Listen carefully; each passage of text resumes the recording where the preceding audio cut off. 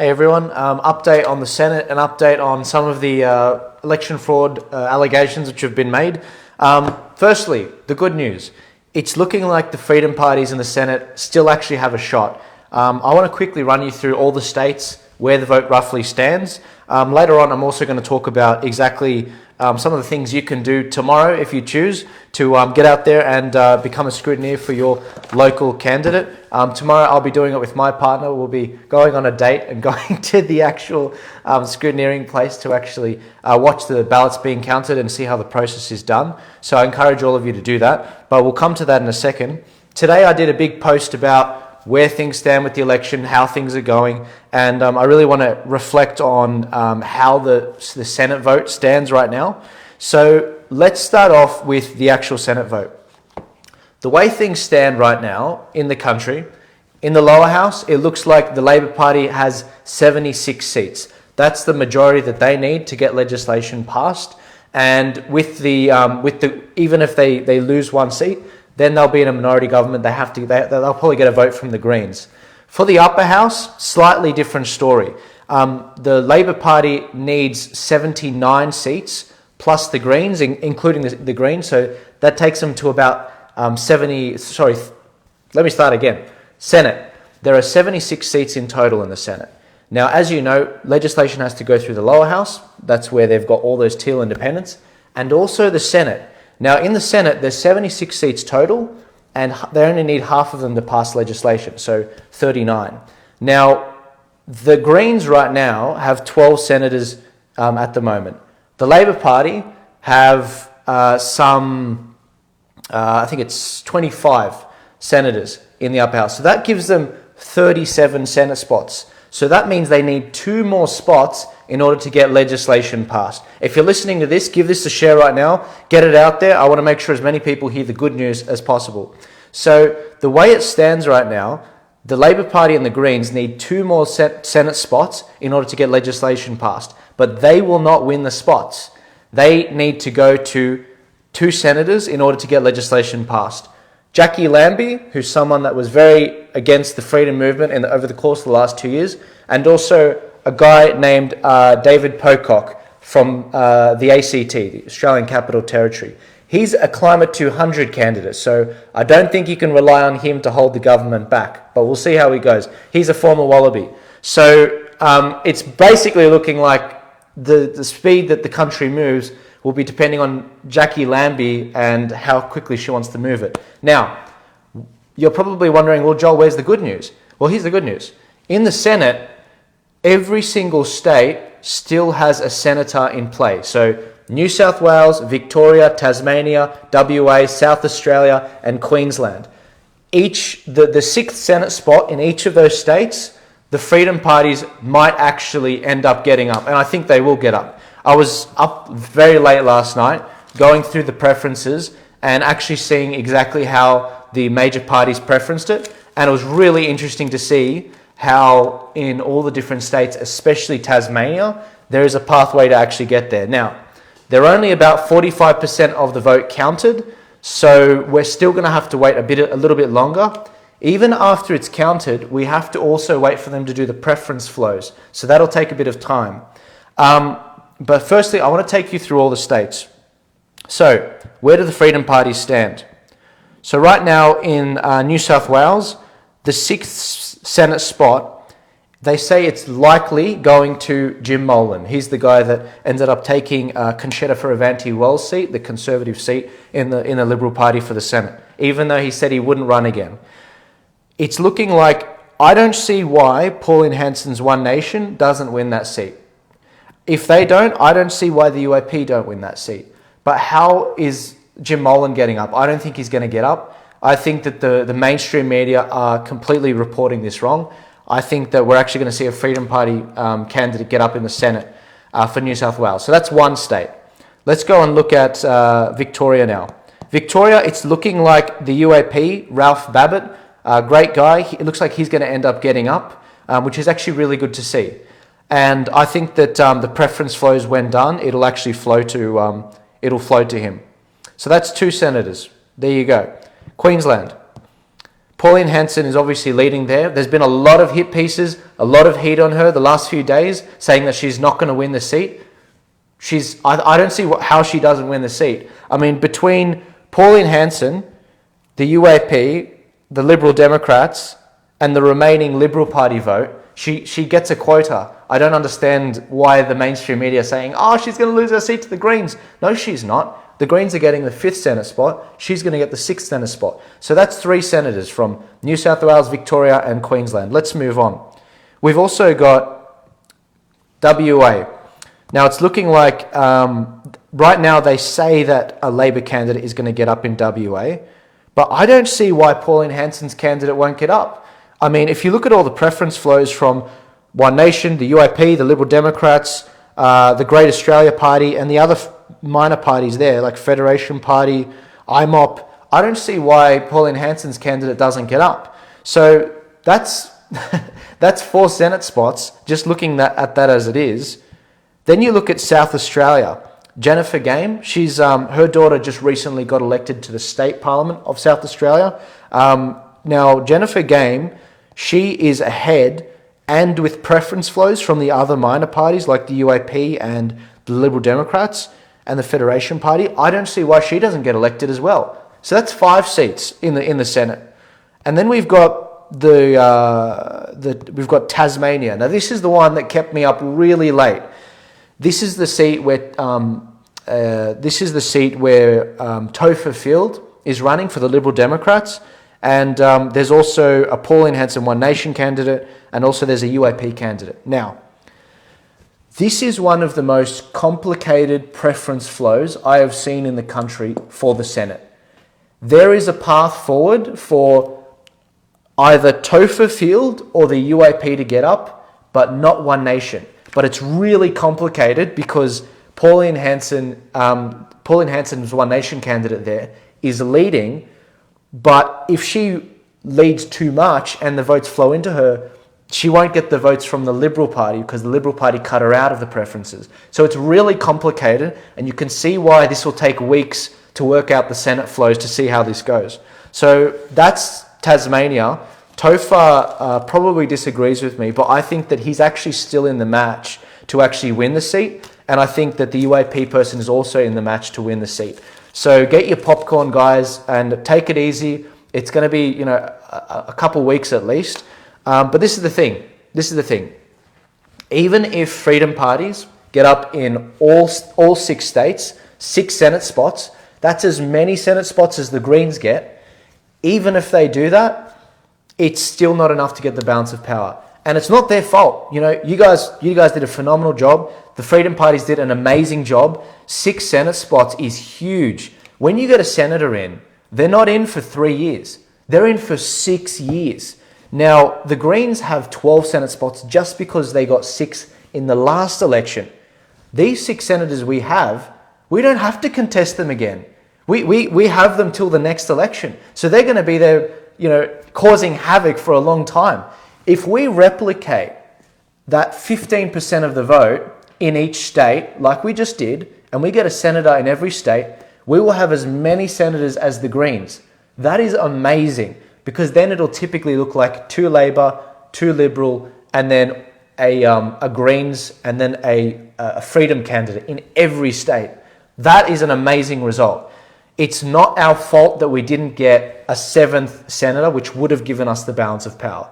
It's not our fault. We did as best as we could with the resources that we had to get as many senators as we did. That's phenomenal, because we weren't going to get an extra senator in the states, and we weren't going to get an extra senator in the territories, the Northern Territory or the ACT. It's just too hard. So I'm really encouraged at this result. This is amazing. And those senators, they're going to be there for 6 years, causing havoc. It's going to be amazing. And the important thing for a lot of us influencers online, a lot of you guys in the crowd, is we've got to support these people in Parliament, because remember what happens. When you send someone to Parliament, often they feel alone, and then they fall into, I'm not saying corruption, but they just we can't get anything done. Their feet get stuck in the mud. It's quicksand. They just start sinking, and they can't get anything done. And some of them, they just do what the system wants, and they become one with the system. So what we're seeing right now is we are sending a convoy of senators to the Senate, and they're going to be there for 6 years. That is a phenomenal result. On top of that, we are on track to actually defund the major parties by $10 million. That's, you might say it's not much, but believe me, it's a lot. Let me give you an example. Last election in 2019, the massive landslide that the Liberal Party got, they had $25 million in public funding, over $25 million. Well, they just lost at least 5 million of that. And that is going to severely impact their ability to campaign into the future. That's amazing. So we did defund the major parties, and I'm really excited to see how that continues in the future. They're freaking out in the major parties because they're like, if we don't fix our strategy, in 3 years' time, the Freedom Party candidates are going to get another 6 candidates. Then we'll be dealing with 12 of them. I mean, it's very enlightening to see. But this is the thing, guys. There are a lot of seats in the Senate where it's by the skin of their teeth. By the skin of their teeth, they'll win. It's so damn close. I'm not sleeping. I'm just, every time it updates, I was up till like 4 or 5 a.m. last night, basically doing the Topher Field video with the marbles, trying to work out, I was looking up all the preferences for the how to vote cards from these people. I was also thinking, what would the mentality be of people voting for these parties? How would the preferences flow? It's exactly what we were telling you. Your preference lies in your hands. And that's why it's so important how you use it. And that's why we did the how to vote cards. So it was efficiently preferencing. So with the Senate ballots, there's a lot of people that have been really concerned about the actual, the way that they've been counted. So the Senate ballot isn't the green ballot. The Senate ballot is the big ballot that gets counted. And a lot of people have been concerned about, some of the candidates for the independents being thrown out. Now, that's not the case. What ends up happening with the Senate ballots is they get processed at the Central Australian Electoral Commission counting office. They get manually put into the actual system. They are watched like a hawk the whole time. You can't just throw these ballots out. There's signatures everywhere. And you can go tomorrow, be a scrutineer, and you'll see exactly how this happens. And what they do is they put it into the system, and the system knows the rules. The computer understands the rules, even if the AEC workers don't. The AEC know that a lot of their workers don't understand all the different nuances of how to count a ballot for the major parties. They understand that, for the Senate rather. They know that a lot of their workers don't have that skill. So the fail-safe they built in was that they put into it, and they actually make sure that the count is done properly. And it's absolutely amazing how they do it. And it's checked, and it's triple checked. And everyone in the comments right now, I'm looking you dead in the eye, telling me that it's rigged. How about you go to the AEC Centre tomorrow, go actually do something, and represent your your candidate, and become a scrutineer to help them. They need your help. I'm going there tomorrow. I'm going to make sure that all the votes for Julian are done properly. My partner's going to go there tomorrow. She's going to look out for him as well, and some of the other Freedom candidates. This is the problem. A lot of people, they're quick to send a comment on Instagram, on Facebook, and say it's rigged, and I didn't vote because I don't want to buy into the system. But we're talking about dozens of votes in some electorates in order to get elected. We are so close to actually getting these seats in the Senate, and I really think that it's going to be an amazing result. So, six senators. Let's say we got 6 senators, just for an assumption. Even if it was 5 senators, that is an amazing result. That is an amazing result. And by the way, to the guy saying Dominion voting systems, we don't have Dominion voting systems in this country. We don't use it. And this is coming from a guy that called out all the US electoral fraud in 2020. Go back and see my old videos from late 2020. I called all this stuff out. The mail-in ballots, everything. The Australian voting system is not the same. It's not the same. Go back and look at my commentary, okay? Now, when you see exactly what has happened, if we replicate this effort into the future, we are going to change the country. It is an amazing result, what we've done. And this is the thing. We've got state elections coming up. We've got state elections coming up for Victoria. It's make or break to get rid of Daniel Andrews. And I'm going to be providing every resource I can in November to make sure we do that. And that's not a guy from New South Wales doing that. That's me empowering Victorians to actually do that. My partner's Victorian. And it's kind of personal knowing that they fired rubber bullets at my partner. I want to make sure that you guys have every resource you need to make sure you get rid of that bastard. Now, when it comes to the New South Wales state election, similar situation. People have had a lot of experience from this federal election. A lot of candidates have learnt for the first time exactly what to do. And it's really good to see that we're growing because of it. And we're growing in the campaigning culture because of it. I think that the state elections are going to be more important than the federal. Why? Because the lockdowns, the mandates, the passports, they came from the states. They came from the states. They didn't come from the federal government. The federal government stood by and basically did nothing. Scott Morrison, as George Christensen said from One Nation, George Christensen said, when I was in government in the Nationals, he used to be with the government, we gave the states the tools to enforce a jab passport system. We used the My Health record online to actually do that. That's exactly what Scott Morrison did wrong. That's exactly what he did wrong. But it was still the states that chose to do that. So in Victoria, that's where I'm turning my focus now. If you're in New South Wales, you should be turning your focus either to help the Victorians or, because maybe you don't want to interfere in their democracy, or start focusing on the New South Wales election in March next year. This is now we're starting to upskill. Now we're starting to learn how the system works, as you can probably see. There was no way I was going to catch you guys up in the span of a year and a half so that we could reverse the filth that's been going back 50 years. There was no way that was going to happen. And that was the reality I was trying to make sure people understood. The gains we have made this election with 6 Senate spots is some of the quickest I've seen a movement do. I study history, I love it. It's amazing what's been done. The only other time I can compare it is the UK with Nigel Farage. In 6 weeks, he did a campaign and he ended up getting the majority of the seats for the European Parliament from the UK. That was amazing. He's a seasoned pro. He's been doing it for 25 years. I've only been looking at politics for 5 or 6 years. So what you guys have done, pat yourself on the back. This is amazing. And this is the thing, guys. You're probably thinking, Joel, 6 Senate spots, we should have captured the balance of power. And I'm like, guys, it depends on how the cards fall. If you could hold the balance of power with 2 senators, you could hold the balance of power with 11 senators. It all depends on how many Labor get and how many Liberal get and how big that chasm is. If we got one more senator, if we got a 7th senator by some miracle, or if the Liberal Party won 1 senator off the Greens or the Labor Party, then we would have the balance of power outright done. All done. We would have it.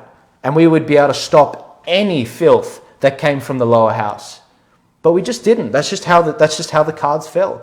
But, you know, I'm a guy of faith. I think that things happen for a reason. And I've only seen people grow out of this.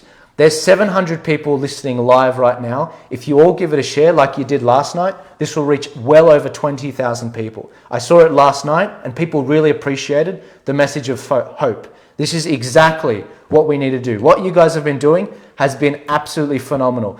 I'm looking forward to working with all of the channels in Victoria. We've got to help our brothers and sisters in Victoria. It's their make or break.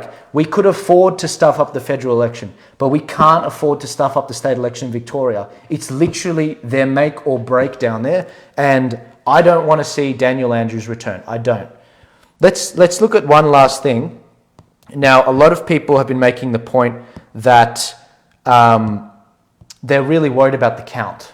Again, go and become a scrutineer tomorrow.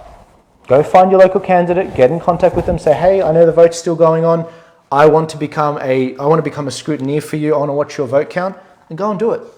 Go and do it. There's nothing to stop you. Before you comment and say it's rigged, get out there, grab a scrutineer form, get it signed by your local candidate, and go in there and do it. You can do it right now. There's nothing stopping you. So everyone that comments that it's rigged, I will be replying to you and I will be saying, go become a scrutineer and watch the count. Watch how it's done. This is not the US system. And this is a warning.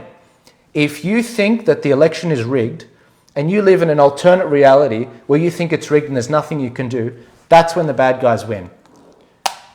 Evil succeeds when good men do nothing, good men and women. And that's where we are right now. So let's move forward. Let's see exactly what we can achieve. And I can't wait to keep giving you updates on the Senate vote. Remember, I'm going to try and not check in every day with the live, but the Senate vote's going to take a little bit of time. Even once they complete 100% counting of the cards, they still have to do the allocation and see how all the preferences flow. Because each person has a very complicated white Senate ballot. It takes some time to manually put that in. So I will see you guys all later. Give it a last share, get it out there. Click the link in my description. Subscribe to my emails, because at any time I could be censored. I need your emails so that I can actually be basically censorship proof. They can't take me off that. I mean it, guys. I really need your emails in order to get out of this censorship bubble, because they can get me off everything. Don't worry, I won't abuse it. I won't be sharing it with people. I won't be sending you spam. It'll only be the essential stuff.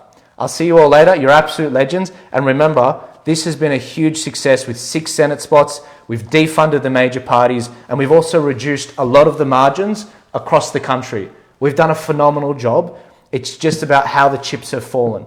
Forget about the lower house. We were never going to form government in the lower house. There's no surprises there. But I hope you guys all have a good night. Keep your chins up, and we've got plenty of work to do. And Victorians, I'll see you soon.